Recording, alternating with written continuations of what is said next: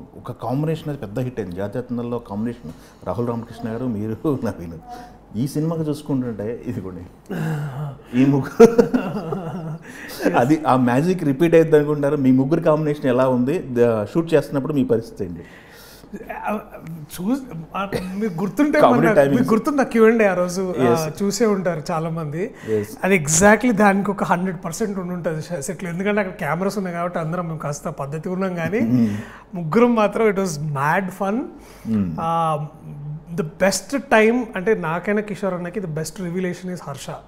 ఎందుకంటే హర్షని మనం గ్రాడ్యువల్గా అతను కూడా ఐఎమ్ సో ప్రౌడ్. అంటే అతను ఎంత తన గురించి ప్రౌడ్గా ఫీల్ అవుతాడో దానికంటే 10% నేనే ఎక్కువ ప్రౌడ్ ఎందుకు ఫీల్ ఉన్నానంటే, నాలాగా ఏ బ్యాక్గ్రౌండ్ లేకుండా షార్ట్ ఫిల్మ్స్ ద్వారా వచ్చి సినిమాలు మెల్లమెల్లగా చేసుకుంటూ మన సుందరం మాస్టర్ అయితే ఏంటి, ఇప్పుడు నాతో వర్క్ చేయడం ఏంటి అంటే అతను గ్రోత్ చూస్తుంటే వీఆర్ ఫీలింగ్ వెరీ హ్యాపీ. నేనైనా కిషోర్ అన్న కానీ వీఆర్ ఫీలింగ్ వెరీ హ్యాపీ.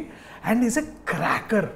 అంటే మేము ఒక 30 seconds రీల్ చూసినా కూడా నాకు నవ్వు ఆపలేకపోతున్నాం మనోడిది.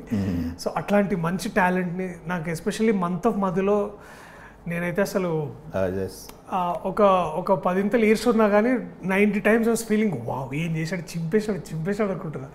So I was such I'm rooting for this man all the time. Okay, మిమ్మల్ని ముగ్గురిని ప్లస్ అది కాకుండా ఇంకా నరేష్ గారు, సాయి గారు, శ్రీనివాస్ వడ్లమాని గారు, ఇంతమందిని సెట్లో పెట్టుకొని డైరెక్టర్ గారు ఎలా వేగారు మీతో? Sir I think our director is like Dhoni sir. ఆయన ఫస్ట్ ఆఫ్ ఆల్ ఆయన biggest weapon is his patience and his calmness. ఆయన ఏంటంటే పైగా ఏంటంటే if you look at me వెనకాల పోస్టర్లో శ్రీనివాస్ అవసరాల గారు, నరేష్ గారు, తర్వాత కిషోర్ గారు, కొంచెం వడ్లమాని శ్రీనివాస్ గారు ఆల్రెడీ వీరితో వర్క్ చేస్తున్నారు. ఓకే ఓకే, ఆల్రెడీ వర్క్ ఉంది.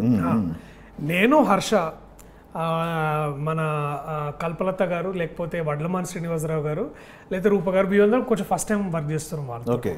సో మాకు ఎట్లుండిందంటే పైగా వీఆర్ ఆల్ ప్రెప్డ్ అండి. అంటే షూట్కి వెళ్ళక ముందే మమ్మల్ని అందరినీ ఒక బోర్డ్ రూమ్లో కూర్చోబెట్టి స్క్రిప్ట్ మాతో చదివించి మాతో రిహర్సల్ చేయించి, సో షూట్ ఇట్లా ఉండబోతుంది, ఈ వ్యక్తి ఇట్లా చేయబోతున్నాం మనం అని మమ్మల్ని ప్రిపేర్ చేస్తూ తీసుకొచ్చారు. So and extraordinary planning from the team. అంటే ప్రొడక్షన్ టీమ్ నుంచి దాదాపు ఐ రిమెంబర్ ఒకసారి సెట్లో we would have been like 400-500 people ఉండేవాళ్ళం, ఎస్పెషల్లీ క్లైమాక్స్కి. The way it was handled, it was all pure planning అండి. ఒక ఇంగ్లీష్లో ఒక టర్మ్ ఉంటుంది కదా, you fail to plan or you plan to fail. So ఇట్లా so we're all we're full plan ఉండేది ఎప్పుడు to only make it efficient all the time. Super అండి. సినిమా విషయానికి వస్తే సారంగపాణి జాతకం అనేది జాతకాల చుట్టూ తిరిగే సబ్జెక్టు అని చెప్పేసి మీరు ఆల్రెడీ చెప్పేశారు, అందరికీ అది అర్థమైపోయింది. బట్ బిలీఫ్ ఎంతవరకు ఉంటుంది, మీ టీంకి బిలీఫ్ ఎంతవరకు ఉంటుంది జాతకాల పైన? హైయెస్ట్ బిలీఫ్ మా ప్రొడ్యూసర్ కేపీ గారికి ఉంది. అవునా? ఓకే. అంటే ఆయన పూజలు పునస్కారాలు సార్ చాలా శ్రద్ధతో చిత్తశుద్ధితో ఎక్కువ చేస్తుంటారు ఆయన. కొంచెం ఆ రబ్ ఆఫ్ మా మీద కూడా ఉంది. అంటే రబ్ ఆఫ్ అంటే వారి నమ్మకాన్ని మేము అందరం షేర్ చేసుకోవడం. ఏం చెప్పారు? 2025 కొట్టేస్తాం అంటే నాకు మా డైరెక్టర్ గారికి అద్భుతంగా ఉందని చెప్పారు. సో అదే నమ్మాలని అనుకుంటున్నాం మేము కూడా. నమ్మాలి, ఎందుకంటే మొన్న రీసెంట్ బ్లాక్ బస్టర్ కొట్టారు కాబట్టి. సో ఈ సినిమాతో కూడా అది నెక్స్ట్ లెవెల్లోకి వెళ్తుందని నేను I'm hoping. And let's see. And most importantly ప్రేక్షకుల చేతిలో ఉంది, వాళ్ళకి ఎలా నచ్చిపోతుంది అనేది. పబ్లిక్లో ఏదైనా కంటెంట్ సెలబుల్ కంటెంట్ అంటే ఒకటి ఆస్ట్రాలజీ, 2 డైట్, ఈ రెండింటి మధ్య నడుస్తుంది. ఆస్ట్రాలజీ ప్లస్ డైట్, ఈ నమ్మకాల పరిస్థితి మీరు ఎలా బిలీవ్ చేస్తారు? ఫస్ట్ నుంచి మీకు అలవాటు ఉంది అంటే ఏం లేదు సార్. అంటే ఏమైందంటే మీరు అన్న పాయింట్లో there is a lot of misinformation. ఇప్పుడు we're an information rich society. ఇప్పుడు దేని గురించి కావాలన్నా టన్నులు దొరుకుతుంది మనకి ఇన్ఫర్మేషన్. కానీ మనం ఎంతవరకు నమ్మాలనేది అది మనకే వదిలేయాలి సార్. అది ఇప్పుడు అదే నమ్మకం కూడా ఏంటంటే it's a very personal matter sir.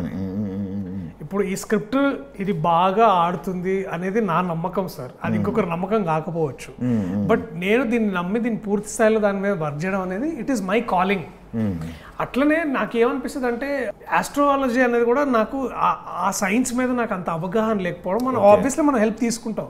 కానీ అట్లనే ఏది పడితే అది నమ్మడం కూడా నా దృష్టిలో నాకు కరెక్ట్ కాదనుకోండి. ఎందుకంటే అక్కడ అలాంటప్పుడు నేను నా కామన్ సెన్సే వాడతాను అనమాట. సో అంతే.